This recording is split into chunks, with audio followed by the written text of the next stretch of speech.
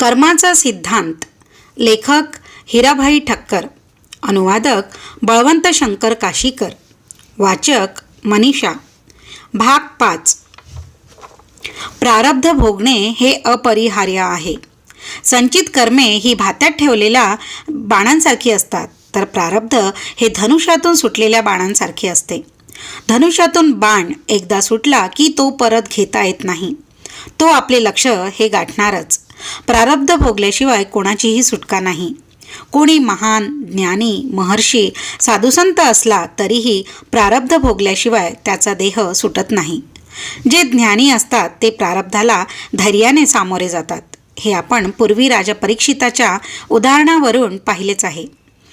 प्रारब्धवश फळ रूपाने जे प्राप्त होणारे असते त्यात कोणीही फरक करू शकत नाही. दशरथ राजाला कैकेयीच्या मागणीप्रमाणे रामाला वनवासात धाडावे लागले. त्यावेळी भरताला अतिशय दुःख झाले. तेव्हा त्याची समजूत काढण्यासाठी महर्षी वसिष्ठांनी जो उपदेश केला त्यात ते म्हणतात, सुनहु भरत भावी प्रबल, बिलखी कहेऊ मुनीनाथ, हानी लाभ जीवन मरण, जस अपजस विधी हात.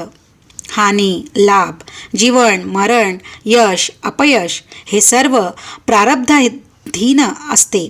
हानी होणे अगर लाभ होणे, जगणे अथवा मरणे, यश मिळणे अथवा अपयश मिळणे हे सर्व प्रारब्धात ज्याप्रमाणे निश्चित झालेले असते त्याप्रमाणेच होते.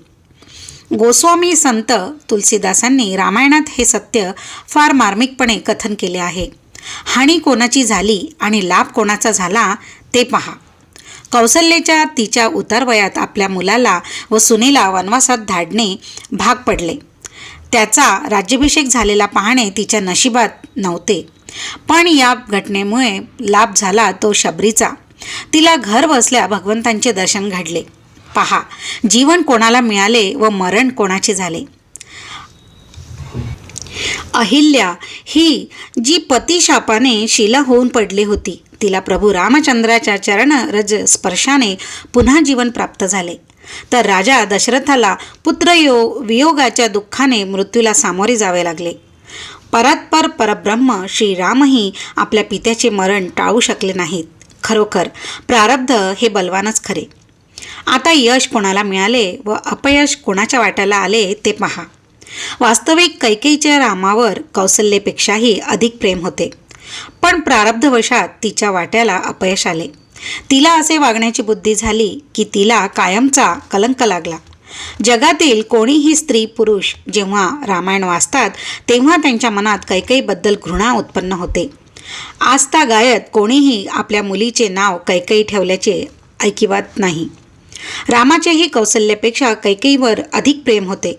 पण आपल्या अवतारात समिष्ट कल्याणार्थ राक्षसांच्या दुष्टांच्या संहाराचे जे कार्य करावयाचे होते त्यात कैकेयीचे आत्मबल कौसल्येहून अधिक असल्याने कैकेयीची जणू आपल्या नाटकाची खलनायिका म्हणून त्यांना त्यांची योजना करावी लागली. कैकेयीला कायम कलंक लागला.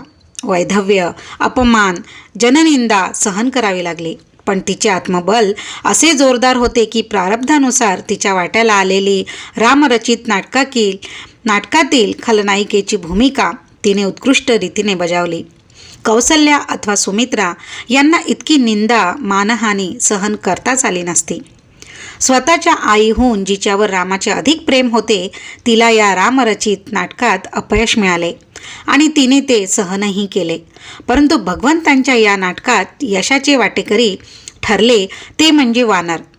रावण युद्धात अयोध्येच्या सैन्यातील एकाही पलाटणीने भाग घेतला नाही.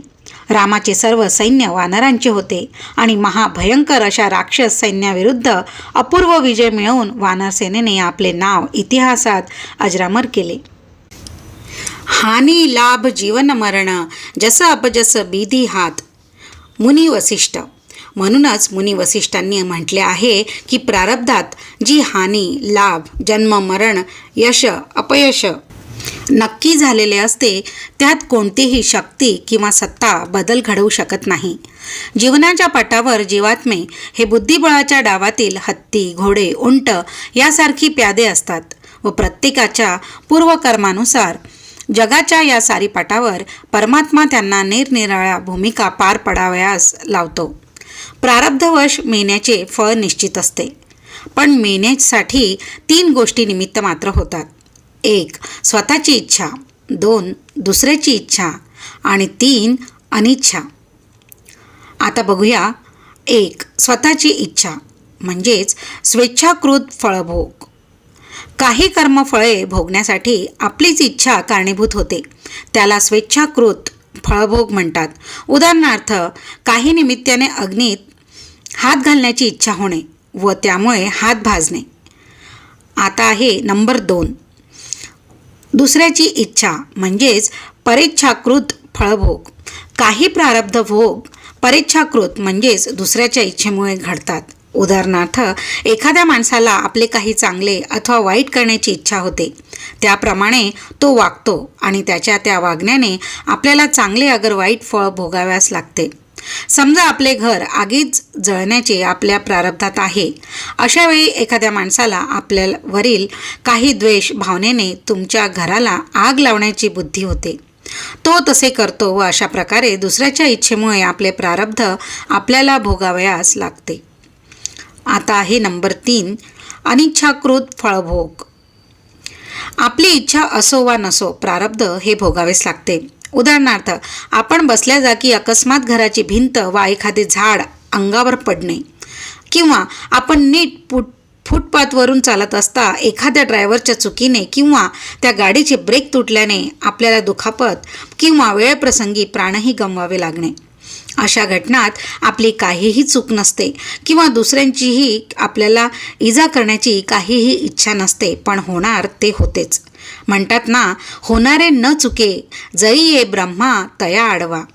याप्रमाणे प्रारब्ध भोगण्यात आपण परतंत्र असतो, पण काही वेळा स्वेच्छाकृत व परेच्छाकृत फळ भोगताना आपण आपल्या कामना, वासना, अगर प्रीती, द्वेष यांच्या आहारी जाऊन जे क्रियमान करतो ते असे करतो की पुन्हा ते क्रियमान संचितात जमा होऊन पुन्हा या वा पुढील जन्मी भोगण्यासाठी प्रारब्ध बनून आपल्यापुढे ते उभे ठाकते. आता बघूया बुद्धी कर्मानुसारिणी.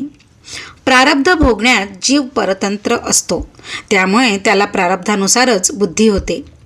प्रारब्ध ज्या स्वरूपाचे असते त्यानुसार त्याला चांगली किंवा वाईट बुद्धी होते. बुद्धी प्रारब्ध भोगण्यास त्याला तशी प्रेरणा देते. आपण पाहतो की एखाद्या हुशार बुद्धिमान माणसालाही काही वेळा अशी दुर्बुद्धी सुचते व तो असा मूर्खपणा करतो की अगदी बेसुमार बुद्धीचा माणूसही तसे वागणार नाही, कारण त्याला त्याचे प्रारब्ध जणू खेचून नेते व मूर्खासारखे वागावयास लावते. एकदा एका उंदराने एका खोलीत पडलेली करंडी रात्रभर प्रयत्न करून कुरतडली.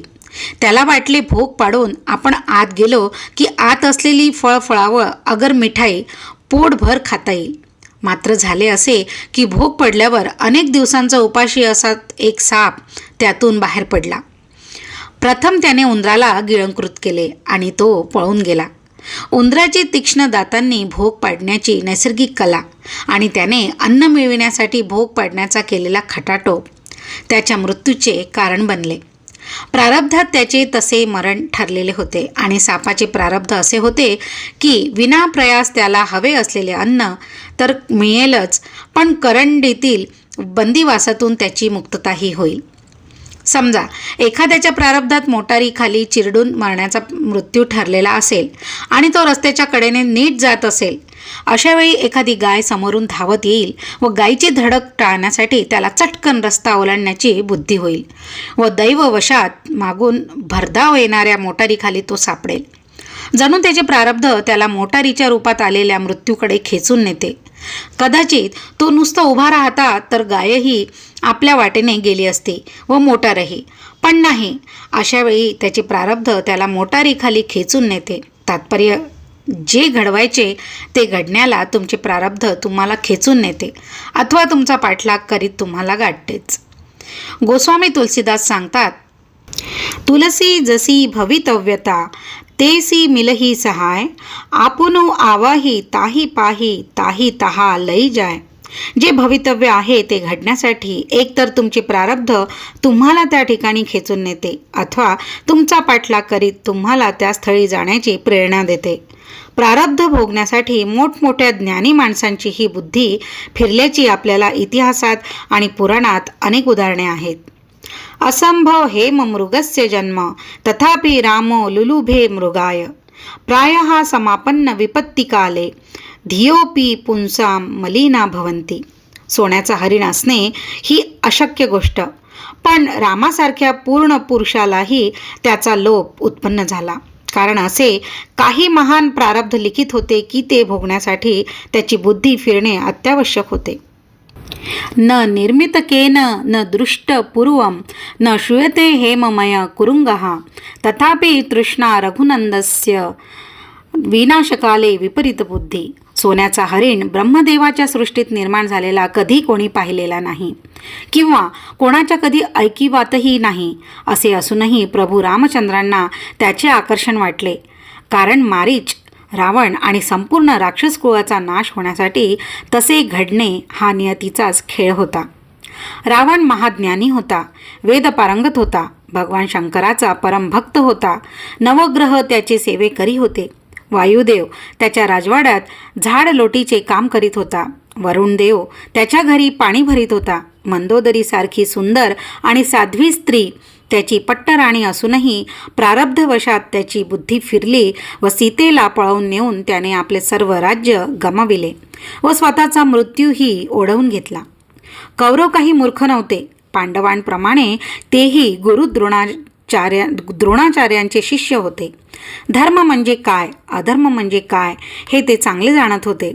स्वतः दुर्योधनाने म्हटले आहे की जानामि धर्मम नच मे प्रवृत्ती जानामि अधर्मम नच मे निवृत्ती केनपि देवेन हृदि स्थितेन यथा नियुक्तोस्मी तथा करोमी. धर्म मी चांगल्या तऱ्हेने जाणतो, पण धर्माने वागवण्याची माझी प्रवृत्ती होत नाही. अधर्म काय हेही मी चांगले जाणतो, पण अधर्माने वागल्याशिवाय माझ्याने राहवत नाही. माझ्या हृदयात असलेली कोणीतरी देवता मला अशा रीतीने वागण्यास भाग पाडते.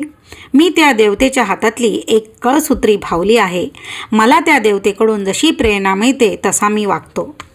माणसाला अधर्माचे ज्ञान असले तरीही अंतःकरणात असलेल्या वासना, कामना त्याला प्रारब्धानुसार वागण्यास भाग पाडतात किंवा भावाप्रेरित करतात. म्हणूनच माणसाची बुद्धी कर्मानुसारिणी असते. आता बघूया कर्म बुद्ध्यानुसारिणम. क्रियमाण कर्म तुमच्या बुद्धीनुसार घडते. क्रियमाण कर्म करताना माणसाला मर्यादित प्रमाणात का होईना स्वातंत्र्य असते. त्याचे क्रियमाण कर्म त्याच्या बुद्धीला अनुसरते. जेवढी त्याची बुद्धी सात्विक व शुद्ध तेवढे त्याचे क्रियमाण कर्म सात्विक व शुद्ध होते. भगवद्गीतेत अशा बुद्धीचे वर्णन व्यवसायित्मिका बुद्धी असे केलेले आहे. नवीन क्रियमाण कर्मे करताना माणसाच्या बुद्धीचा त्यावर काबू राहतो, प्रभाव पडतो. माणूस आपल्या व्यवसायित्मिका बुद्धीचा जेवढा अधिक वापर करतो त्या प्रमाणात तो चांगली कर्मे अधिकाधिक करू शकतो. परंतु जन्मजन्मांतराच्या वासना, कामना यांच्या आहारी जाऊन माणूस जी काही कर्मे बुद्धीचा वापर न करता करतो ती बहुधा अशुभच असतात आणि त्यांची फळे कालांतराने त्याला भोगावीच लागतात. आपल्या वासना, कामना यावर अंकुश ठेवणे, काबू राखणे ही गोष्ट प्रत्येकाच्या हातात असते आणि परमेश्वराने त्याला तेवढे स्वातंत्र्य दिलेले आहे. असे केल्याने बुद्धी हळूहळू शुद्ध व सात्विक होते, म्हणजेच व्यवसायित्मिका होते आणि ती त्याला कुकर्म करण्यापासून परावृत्त करते आणि धर्म, न्याय आणि नीती या मार्गात त्याला प्रवृत्त करते. आपला फुरसतीचा वेळ सिनेमा, नाटक, TV पाहणे, पत्ते खेळणे वा अन्य मौज मजा करण्यात वाया दडवणे असे न करता सत्संग, शास्त्राध्ययन, चांगली आध्यात्मिक पुस्तके वाचणे यासाठी सदुपयोग करणे याचे स्वातंत्र्य माणसास असते. माणूस दुसऱ्या मार्गाने गेला तर हळूहळू त्याची बुद्धी सात्विक, विशुद्ध होते आणि त्याला क्रियमाण कर्मे करण्याची अशी खुबी म्हणजेच योग साधते की ती कर्मे त्याला भविष्यकाळात बंधनकारक बनत नाहीत. योग हा कर्मसु कौशल्यम. प्रारब्ध भोगताना बुद्धी कर्मानुसारिणी असे असते, म्हणजे तुमचे प्रारब्ध भोगण्याला अनुरूप अशी बुद्धी तुम्हाला सुचते. तर नवी क्रियमाण कर्मे करताना कर्म बुद्ध्यानुसारिणम म्हणजे कर्मबुद्धीला अनुसरते. तुमची बुद्धी सात्विक, राजस वा तामस असेल तर त्यानुसार तुमचे कर्म सात्विक, राजस वा तामस असेल. प्रारब्ध भोगताना बुद्धी पूर्वकृत कर्माच्या अधीन असते, तर नवी क्रियमाण कर्मे बुद्धीच्या अधीन असतात. आता बघूया ग्रह नक्षत्रे प्रारब्ध भोगण्यात काय मदत करतात ते. माणसाचे जसे प्रारब्ध असेल त्यानुसार त्याचा जन्मावेळीही ग्रह नक्षत्रांची स्थिती असते आणि त्याच्या जीवनकाळादरम्यान शुभ अथवा अशुभ प्रारब्ध भोगण्यासाठी तदनुरूप ग्रह नक्षत्रांची गती असते.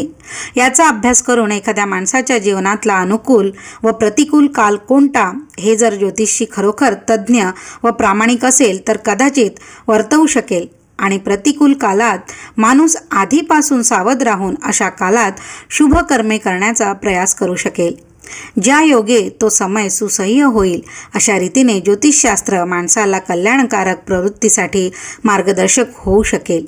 पण कोणाही ज्योतिषाला तुमचे प्रारब्ध बदलण्याची शक्ती नसते.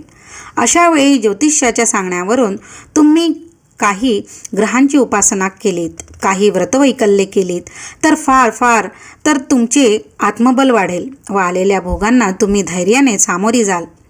पण प्रारब्ध हे तुम्हाला भोगावेच लागेल.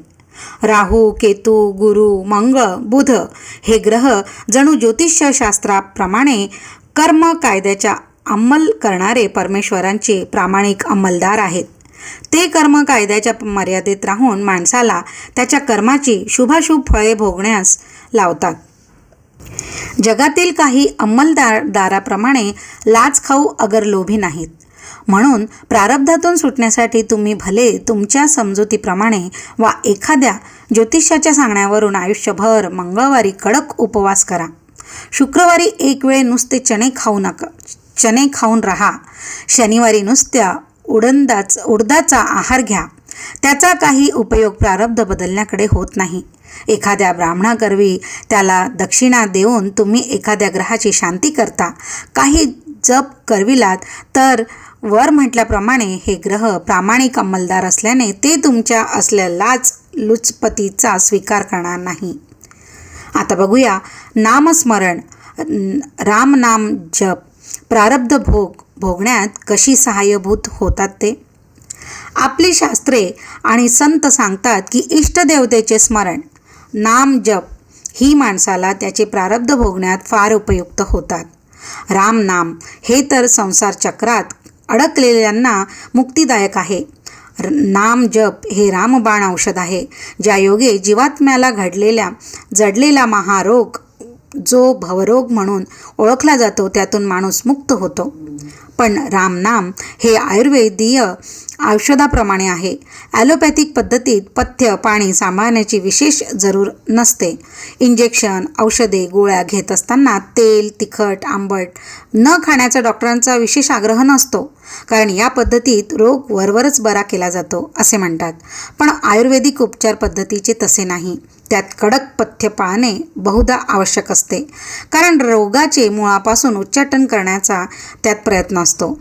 रामनाम हे पण रामबाण आयुर्वेदीय औषधासारखे आहे. भवरोगासारख्या जीवाला जडलेल्या जुनाट रोगाचा समूळ नाश करावयाचा असल्याने आणि जीवाला जन्म मरणाच्या चक्रातून कायमचे मुक्त करणे हा त्याचा हेतू असल्याने नामजपाबरोबर काही कडक पथ्ये पाळणे आवश्यक आहे. एका संत कवीने या पथ्यांची एक यादीच लोकहितार्थ केली आहे. ही पथ्ये सांभाळली तरच या दिव्य औषधाचा फायदा होईल. अशी पथ्ये पुढील प्रमाणे आहेत. कधीही असत्य न बोलणे. 1. 2. कोणाचीही निंदा न करणे. 3. आत्मस्तुती न करणे. 4. कोणतेही व्यसन न करणे. 5. परधनाची कधीही अभिलाषा न बाळगणे. 6. परस्त्रीला माते समान मानणे. 7. आपल्या नामजपाची कोणाशीही वाच्यता न करणे. 8. मी मोठा भक्त आहे असा अभिमान न बाळगणे. केवळ उदाहरण म्हणून ही थोडीशी पथ्ये सांगितली आहेत. संपूर्ण पथ्यांची ही यादी नव्हे. यातील निदान एखादे पथ्य जरी माणसाने निश्चयपूर्वक अव्याहत पाळले तरी रामनाम घेण्यास अगदी सोप्या अशा औषधाचा इष्ट परिणाम तुम्हाला जाणवू लागेल आणि तुम्हाला तुमचे प्रारब्ध सुसह्य झाल्याचे अनुभवास येईल. पण आपण सर्वांचा एकच अनुभव आहे की यातील एखादेही पथ्य आपण काटेकोरपणे पाळण्याचा प्रयत्न करीत नाही. असा प्रयत्न करण्याचा कोट्यावधी माणसात एखादाच. ही पथ्ये न पाळता जीवनभर रात्रंदिवस एखाद्याने नामजप केला तरी त्याचा काही उपयोग होणार नाही. उलट त्यामुळे अशा माणसात मी मोठा भक्त आहे असा वृथा अभिमान उत्पन्न होईल. त्याचा हा केवळ मिथ्याचार, दांभिकपणा ठरेल व लाभापेक्षा त्याची हानी अधिक होईल. केवळ रामनाम जप केल्याने जर कोणाचा उद्धार होणार असेल तर माणसापेक्षा नामाची टेप असलेल्या टेप रेकॉर्डचा अथवा ग्रामोफोनचा सर्वप्रथम उद्धार व्हावयास पाहिजे. वरीलपैकी कोणतेही पथ्य न पाळता कित्येक लोक रामनाम जप करण्यात आयुष्य खर्च करतात. अशांचा कधी उद्धार होत नाही आणि यापुढे होणारही नाही. संत कवी म्हणतो, जप करिता झिजले मणी, कथा ऐकता फुटले कान, तरी न होई ब्रह्मज्ञान. दगड पाहता वाही फुलं, तुलसी पाहता तोडी पान, नदी पाहता करी स्नान, तरी न होई ब्रह्मज्ञान. माणसाने उपरोक्त पथ्ये जर प्रथमपासून पाळली तर त्याला भवरोग होणारच नाही आणि रोगच नसेल तर औषधाचीही जरूर पडणार नाही आणि पथ्ये पाळावयाची नसतील तर तरीही औषधाचीही जरुरी नाही, कारण ते घेण्याचा काहीच उपयोग नाही. पथ्या वाचून रोग बरा होणार नाही. नाहीतरी कुत्रे, मांजरे, गाढवे, घोडे इत्यादी पशु तसेच पक्षी, किडक, मुंगी, कीटक असे कुठे रामनाम घेतात? तरीही भगवंतांची त्याच्यावर कृपा असतेच, तशीच तुमच्यावरही असणारच. तुम्ही आणि हे पशुपक्षी कीटक यात काहीच फरक नाही, हे ध्यानात ठेवा. भक्त कवी आणखी एक जबरदस्त पथ्य सांगतो. नेहमी मनात अशी भावना ठेवा, मी हरीचा दास, हरी माझा रक्षक, जे जे हरी करील ते ते माझ्या हिताचे, दृढ धरा हा विश्वास. आता बघूया परमात्मा प्रारब्ध भोगण्यात कोणती मदत करतो ते.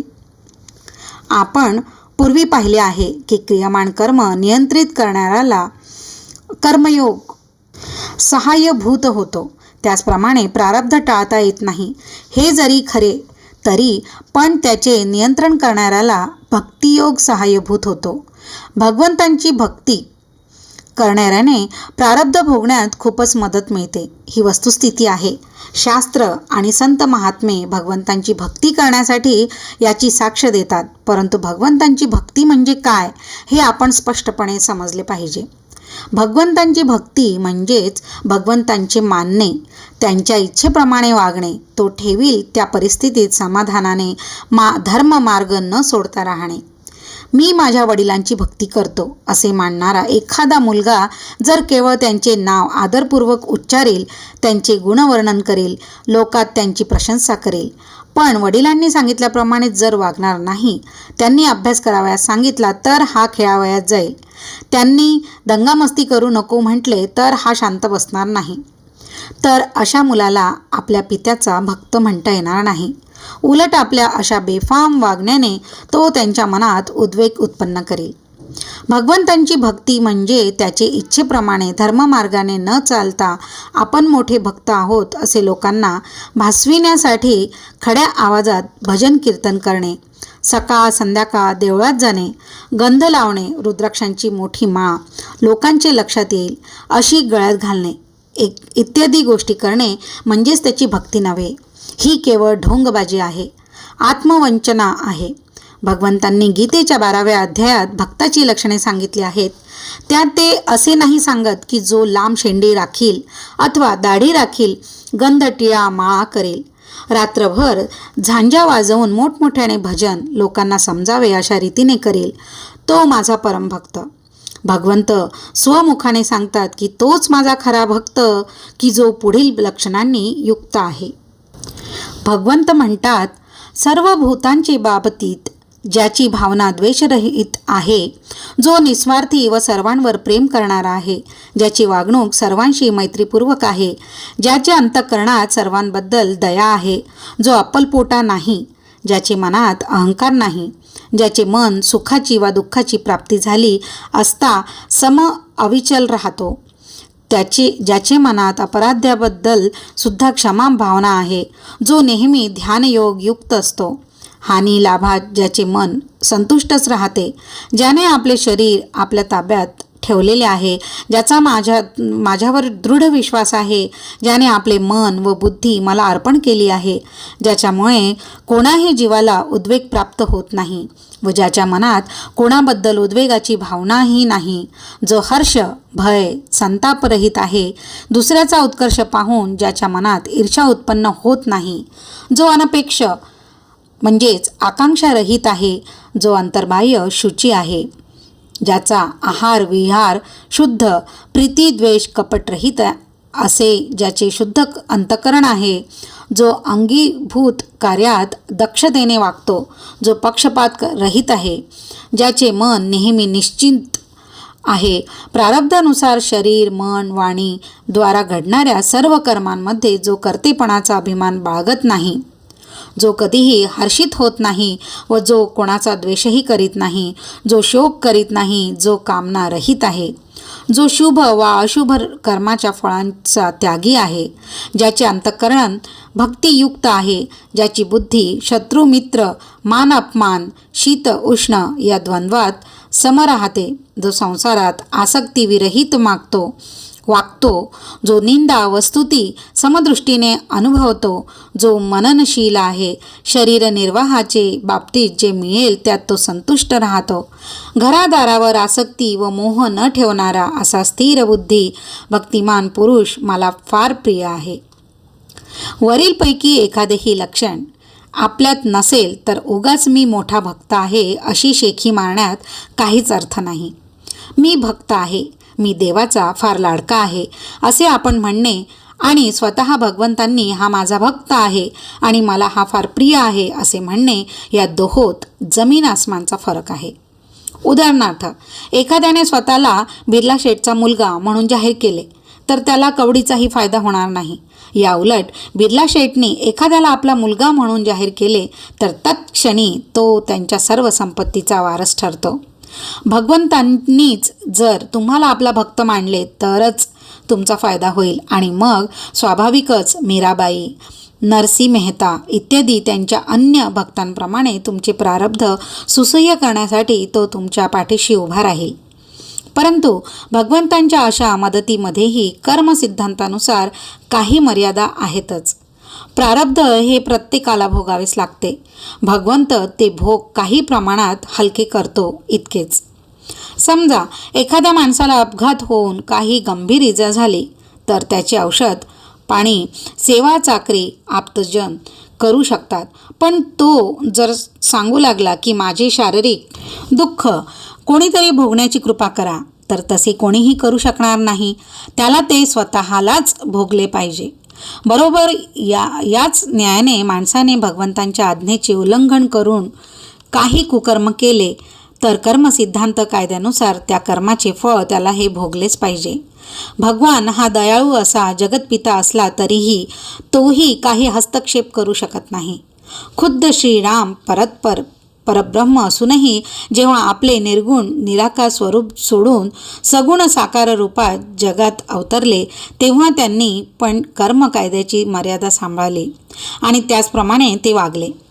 भगवान श्रीराम स्वतःच सांगतात, यच्चिंतितं तदिह दूरतं तरं प्रयाति यच्चेतसा न कलितं तादिहाम्युपैति प्रातर्भवामी वसुधाधीप चक्रवर्ती सोहम व्रजामी विपिने जटिल तपस्वी. ज्या दिवशी सकाळी मी चक्रवर्ती राजा बनून सिंहासनावर बसणार होतो त्याच दिवशी सकाळी मला कर्म कायद्याचा मान राखून जटाधारी तपस्व्याच्या वेशात वनवासाला जावे लागले आपण पूर्वी पाहिलेच आहे की श्रीराम आपल्या पित्याच्या त्यांच्या प्रारब्धानुसार घडणारा मृत्यूही पुढे ढकलू शकले नाही. श्रवण हत्येमुळे त्यांच्या पित्याने दिलेल्या शापानुसार दशरथाला आपल्या प्रारब्धाला सामोरे जावे लागलेच. आपल्या चरणस्पर्शाने शिलेची अहिल्या करून तिला जीवदान देणारा राम आपल्या पित्याला जीवदान देऊ शकला नाही किंवा त्याचा मृत्यू पुढे ढकलू शकला नाही. अहिल्यानेही तिला मिळालेल्या शापानुसार आपले प्रारब्ध भोगून संपविले होते. म्हणूनच तिचा उद्धार करण्यास राम निमित्त मात्र झाला. गीतेत भगवंतांनी ही गोष्ट स्पष्ट केली आहे.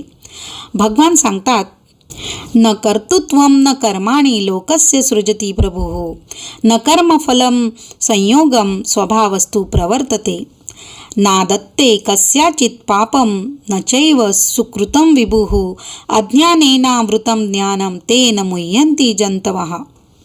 खुद्द परमेश्वर भूतमात्रांचे कर्तृत्व, त्यांची कर्मे, त्या कर्माचे मिळणारे फळे याचा रचयिता नसतो. हे सर्व स्वभावतः प्रकृतीच्या कायद्याप्रमाणे म्हणजेच कर्मसिद्धांताप्रमाणे घडत असते. सर्वव्यापी परमात्मा कोणाचेही पाप किंवा पुण्य ग्रहण करीत नाही. मायेमुळे ज्ञान आवृत्त हे झाकलेले झाले असल्याकारणाने सर्व जीव मोहित झालेले असतात. डाव्या बाजूने वाहने हाकण्याचा कायदा मोठा सरकारी अंमलदारही तोडू शकत नाही आणि त्याने तर्क केलेच तर एक साधा पोलीसही त्याला तसे करण्याबद्दल अडवू शकतो. भगवंतांनी निर्माण केलेला कर्मसिद्धांताचा कायदा स्वतः भगवंतही तोडू शकत नाही. केलेल्या कर्माची फळे देणारा तो केवळ कर्मफलदाताच आहे. अशा प्रकारे भाग 5 येथे पूर्ण झाला.